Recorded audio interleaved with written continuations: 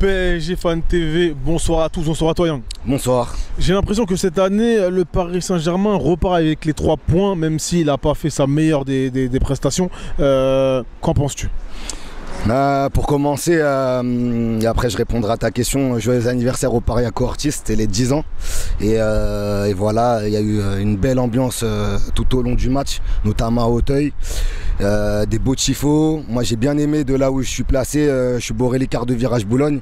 Et franchement j'ai bien kiffé. Donc ouais, joyeux anniversaire au Paris Ortiz. Et après pour revenir à ta première question, bah ouais, match assez mou.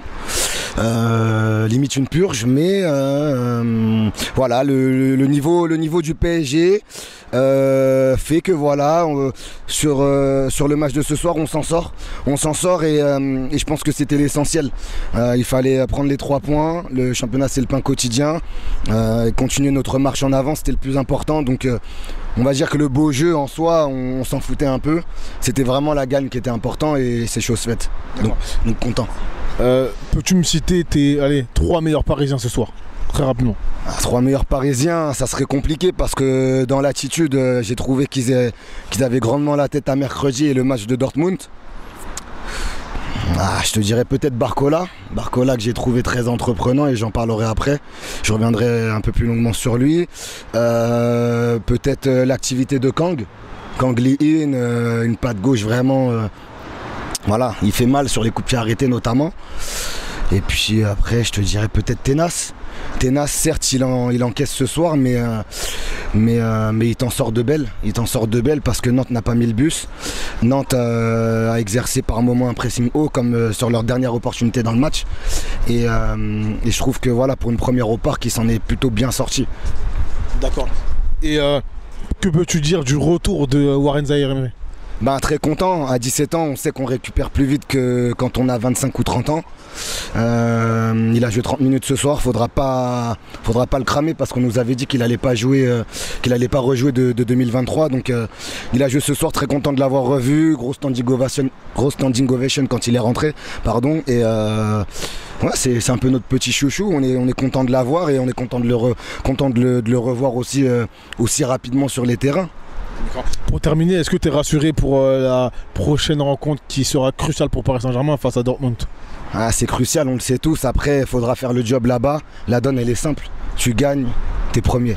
Parce que tu as gagné dans ce stade en septembre 2-0. Donc si tu gagnes, là-bas, la donne, elle est simple. Il n'y a même pas besoin de tergiverser plus que ça. C'est gagner. Gagner, on passe devant et l'aventure continue. Après je vais revenir sur une chose, parce que je parlais de Tenas. Tenas par rapport à Donnarumma, jeu au pied c'est bien meilleur. Donnarumma c'est un gardien, je dirais entre guillemets bipolaire. Il est très bon sur sa ligne, mais il est capable de cagade au niveau de son jeu au pied. Son jeu au pied n'est pas bon. 3 erreurs de Donnarumma contre Le Havre, ça joue au kung-fu. 10e minute, il a failli nous mettre dans la panade. Contre Monaco, il donne un but à Minamino. Et contre Newcastle, une faute de main sur le but d'Isaac. Quand on a dit ça, je pense je sais pas si on a tout dit, mais presque. 3e saison du gars chez nous, beaucoup d'erreurs. On a l'impression qu'il est encore traumatisé de ce qui s'est passé à Bernabeu.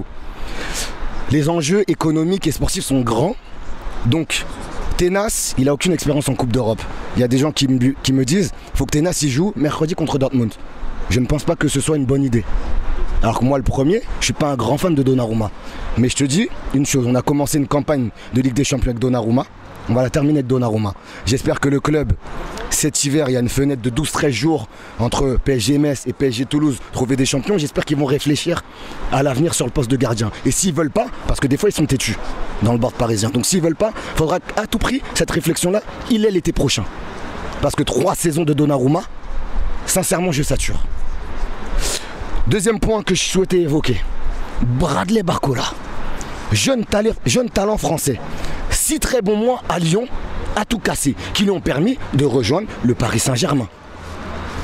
Lorsqu'on est un journaliste avec autant de renommée que Daniel Riolo, invité ce soir-là à commenter le match en cabine, et également à réagir comme nous le faisons nous à chaud mais devant le parc, lui par contre dans le parc après ce PSG Newcastle, lorsqu'on a sa renommée, qu'on est dans les télévisions des foyers français depuis des années, on ne peut pas se permettre de se créer une nouvelle tête de Turc. Après un certain Levin Kurzava. Levin Kurzava, attention, c'était à juste titre. On s'est rendu compte saison après saison que le mec n'était pas bon. Donc au final, il avait peut-être raison de lui tirer dessus. Mais là, on parle d'un jeune, Bradley Barcola, 21 ans. Appelez les gens Bambi, petit agneau. On est où? Soutenons nos talents français au lieu de tirer sur eux. Le petit, moi, comme Daniel, je n'ai pas trouvé son entrée plus prépondérante, plus déterminante que ça contre Newcastle. Mais de là à l'appeler Bambi, petit agneau, faut se calmer. Faut se calmer, monsieur Riolo. Si vous n'êtes pas d'accord, il n'y a pas de souci, on peut venir en plateau, débattre de manière pacifique. Il n'y a pas de souci, on a les arguments qu'il faut, il n'y a pas de souci. Mais un nom de famille, ça se porte et ça se respecte. Barcola, c'est le nom de son papa, on respecte quand même cette famille-là.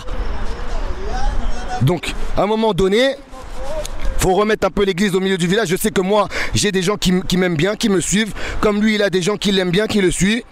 Donc, j'avais besoin de prendre la parole là-dessus parce que pour moi, c'était too much. Et voilà, il faut soutenir nos talents au lieu de... Tu peux dire que son entrée n'a pas été bonne, mais à partir de là, et le gars, il a 21 ans. Ben, dit que, ok, j'ai pas aimé, mais peut-être qu'on peut envisager de lui faire travailler sur ci, ça. Parler des axes de progression plutôt que de l'enterrer trop vite comme ça. Donc voilà, c'était mon petit message à passer. Et puis, il y en a qui vont pas être contents, qui vont dire qu'à l'époque, j'ai dit Di Maria, c'est un imposteur, machin.